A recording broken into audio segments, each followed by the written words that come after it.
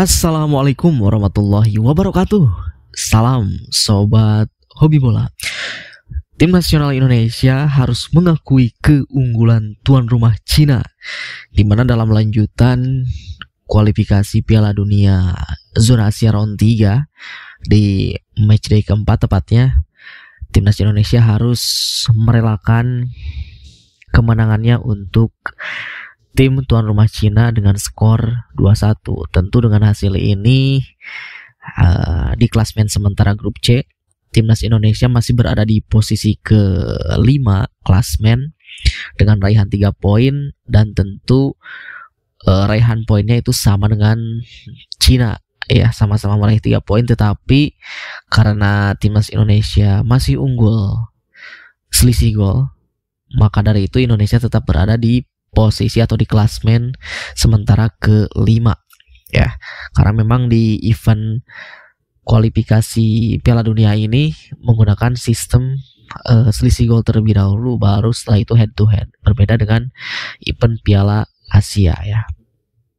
Nah, tentu kita sepakat bahwa pastinya seluruh masyarakat Indonesia, seluruh pecinta sepak bola Indonesia, seluruh fans timnas Indonesia merasa kecewa dengan pertandingan semalam ya. Dari kita bicara soal taktik, tentu pastinya banyak sekali yang ingin dipertanyakan oleh kita semuanya mengenai taktik yang dibawakan oleh pelatih Sintayong di pertandingan semalam. Kita mulai dari pemilihan line up terlebih dahulu. Ini juga ketika line up ini rilis 1 jam sebelum pertandingan, tentu kita dibuat kaget ya, karena memang lagi-lagi pelatih Sintayong ya, seperti biasa yang ia lakukan, memang dia tidak bisa kita tebak untuk menentukan starting line up. Kita sepakat, kita selalu menghormati apa yang diturunkan oleh Sintayong, siapa aja yang akan dimainkan, siapa aja yang dipilih oleh Sintayong untuk menjadi starting lineup. Kita selalu menghormati karena memang dia sebagai pelatih kepala. Tetapi tentu Sintayong juga harus bertanggung jawab dengan apa yang sudah dia lakukan gitu. Ketika starting lineup ini dipublish 1 jam sebelum pertandingan, dan tentu kita merasakan karena memang seperti biasa Sintayong menggunakan skema 3 back, tetapi di 3 back tersebut Sintayong menurunkan Miss Hilhers, Jai Idses, dan juga Calvin Verdong. Nah, di sini pertanyaannya, Calvin Verdong ini dipaksakan bermain sebagai center back kiri, sementara di posisi itu masih ada Rizky Ridho yang memang tidak ada kendala, tidak ada masalah cedera apapun. Bahkan Rizky Ridho di akhir-akhir ini bersama timnas itu permainannya sangat konsisten, apalagi jika dipasangkan dengan sang kapten Jai Idses, itu benar-benar sudah klop ya, ketimbang para pemain baru Miss Hilhers gitu. Nah, lalu di wingback kiri Sintayong juga memasang Shane Patinama. Sebetulnya tidak ada masalah sih dengan Sintayong menggunakan Shane Patinama, tetapi memang terlihat di pertandingan tersebut ya, Shane Patinama juga tidak bisa memberikan penampilan terbaiknya, karena juga memang tidak banyak bola yang mengalir ke sisi kiri dari penyerangan tim nasional Indonesia, karena bola itu lebih banyak berkutat di sisi kanan, yang dimana di sisi kanan ini adalah dihuni oleh atau diturunkannya Asnawi, dan Asnawi memang di pertandingan tersebut juga bertandem di depannya yaitu Witan. Tetapi Asnawi dengan Witan ini memang sepanjang pertandingan di babak pertama itu ya tidak klop gitu, tidak bisa melakukan kombinasi seperti halnya Sandy Walsh dengan Witan ketika bermain melawan Arab Saudi di Jeddah. Itu wah, sangat-sangat kombinasinya benar-benar kreatif, benar-benar atraktif itu permainan dari Indonesia di sisi kanan saat itu. Tetapi di pertandingan semalam justru memang tidak ada kreasi, tidak ada kreativitas dari Asnawi dan juga Witan yang ditunjukkan di pertandingan semalam. Makanya akhirnya Sintayong langsung merespon ketika ketinggalan 2 gol di babak pertama. Begitu mulai babak kedua langsung menurunkan 3 pemain, yaitu Rizky Ridho, Tom Hai, dan juga Marcelino Ferdinand.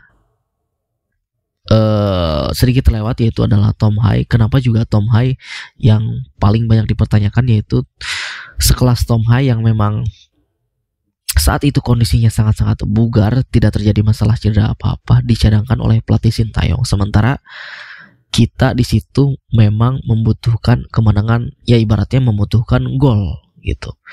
Dan Sintayong memasang Ivar Jenner beserta Natanco. Ini dua-duanya adalah gelandang pekerja atau gelandang pengangkut air, ya bisa disebut seperti itu. Tetapi untuk kreativitas mungkin kedua pemain ini agak kurang. Nah, seharusnya di situ kita butuh sosok Tom Hai di awal-awal babak pertama. Nah, tetapi akhirnya Tom Hai dimasukkan di babak kedua, dan di babak kedua ketika setelah masuknya Tom Hai ini permainan langsung berubah gitu. Walaupun memang sebetulnya sama juga, memang end produknya juga sangat-sangat susah karena memang Cina sudah unggul dan Cina benar-benar disiplin di lini pertahanan mereka.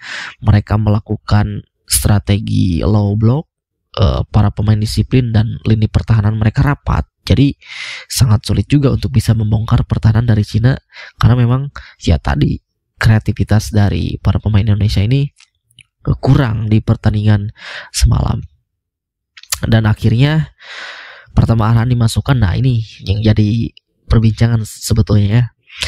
Memang banyak sekali netizen yang selalu mencibir ya atau nyinyir gitu terkait dengan pertama Arhan yang selalu dibawa oleh Sintayong, karena memang di level klub dia sangat-sangat minim bermain. Tetapi ya ketika pertama Arhan diberikan kesempatan bermain oleh Sintayong, walaupun dengan menit bermain yang sangat minim, tentu dia berkontribusi ya. Dia tetap bisa menampilkan permainan terbaiknya bersama timnas. Terbukti walaupun dia hanya bermain sekitar kurang lebih 10 menit, itu lemparan ke dalam dia ternyata masih bisa digunakan untuk menjadi senjata timnas Indonesia menjebol gawang lawan.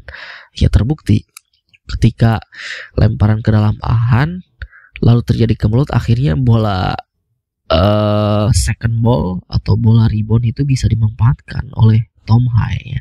Tetapi ternyata itu tidak bisa dimaksimalkan oleh Sintayong. Sintayong tidak bisa melihat situasi dari permainan, dan Sintayong bisa dibilang terlambat memasukkan Pratama Arhan untuk menggantikan Asnawi Mangku Alam di pertandingan semalam ya. Tetapi sekali lagi kita tetap dukung, kita tetap support timnas Indonesia karena kita juga masih punya sisa 6 pertandingan. Kesempatan atau peluang masih terbuka untuk bisa lolos ke round 4 karena memang target kita di sini itu bukan lolos Piala Dunia ya, tetapi setidaknya bisa lolos sampai ke round 4, yaitu peringkat ketiga dan peringkat keempat di akhir klasemen nanti. Jadi sekali lagi buat para pecinta timnas, buat para fans timnas Indonesia, dan buat seluruh masyarakat timnas Indonesia, kita turunkan ekspektasi kita untuk lolos ke Piala Dunia. Karena ya ketika timnas bermain bagus tentu ada harapan yang terlalu tinggi, ada ekspektasi yang terlalu tinggi, dan sebaliknya ketika timnas kalah maka dihujat habis-habisan. Jangan seperti itu ya. Kita tetap harus mendukung, dan ini juga wajib kita evaluasi, dan pelatih Sintayong juga wajib dikritik di pertandingan semalam ini ya. Bukan berarti tanpa kritik, tentu ini wajib dievaluasi. Dan tentu yang paling sangat kecewa tentunya bukan hanya kita sebagai masyarakat Indonesia, sebagai fans timnas Indonesia, tetapi Pak Erick Thohir sebagai ketua umum yang dia segala sesuatunya telah mengupayakan untuk kemajuan timnas Indonesia, mulai dari dia nyarter pesawat untuk keberangkatan timnas Indonesia dari Bahrain menuju Cina agar proses recovery-nya cepat, lalu juga menambah pemain naturalisasi dengan cepat, melobi pemerintah, DPR dan lain-lain supaya proses naturalisasi Miss Hilgers dan Eliano ini cepat agar bisa main di FIFA Matchday bulan Oktober ini. Tetapi hasil yang didapat tentu yang tadinya targetnya 4 poin di FIFA Matchday bulan Oktober ini, atau bahkan bisa 6 poin, tapi apa daya timnas Indonesia hanya bisa membawa pulang 1 poin. Tentu ini menjadi sangat-sangat kecewa bagi seorang ketua umum PSSI Pak Erick Thohir ya, yang dia sudah segalanya mengupayakan, tetapi pastinya ini akan ada evaluasi, akan ada perbincangan antara ketua umum PSSI dan juga pelatih Sintayong nantinya setelah pulang dari Cina ya. Jadi rasanya memang ya berat banget gitu ketika sebelumnya di Bahrain kita unggul 2-1, lalu dengan keputusan wasit akhirnya kemenangan itu lenyap, lalu di pertandingan semalam melawan Cina wasitnya sudah adil. Nah ini saya patut acungi jempol nih, kepemimpinan wasit semalam benar-benar sangat fair, tetapi ketika wasitnya sudah fair ya kitanya juga tidak bisa memaksimalkan itu. Padahal secara statistik juga kita benar-benar bisa mengurung timnas Cina yang ya kita tahu kualitas Cina itu sebenarnya secara permainan mereka ya nggak bagus-bagus amat ya. Kalaupun mereka tidak bertahan juga ya sebetulnya tidak bagus gitu. Serangan-serangan mereka itu juga gol dari hasil kesalahan para pemain kita, kurang komunikasi dan lain-lain ya. Tetapi ya itu tadi, kita tidak bisa memaksimalkan, tidak bisa melakukan end produknya yaitu mencetak gol. Nah, sekali lagi kita tetap support, kita tetap dukung, karena memang ya sangat berat untuk bisa lolos ke Piala Dunia ini. Karena kenapa Piala Dunia ini adalah event nomor 1 di cabang olahraga sepak bola, ya memang perjuangannya untuk lolos ke Piala Dunia pun ya seperti timnas Indonesia saat ini yang dihadapi gitu, sangat-sangat berat ya itu. Jadi itu saja video saya kali ini ya. Kita tetap terus mendukung karena kita masih punya kesempatan sisa 6 pertandingan, dan mudah-mudahan di pertandingan selanjutnya bisa meraih hasil yang positif gitu ya. Itu saja dari saya, terima kasih, sampai jumpa lagi di video selanjutnya.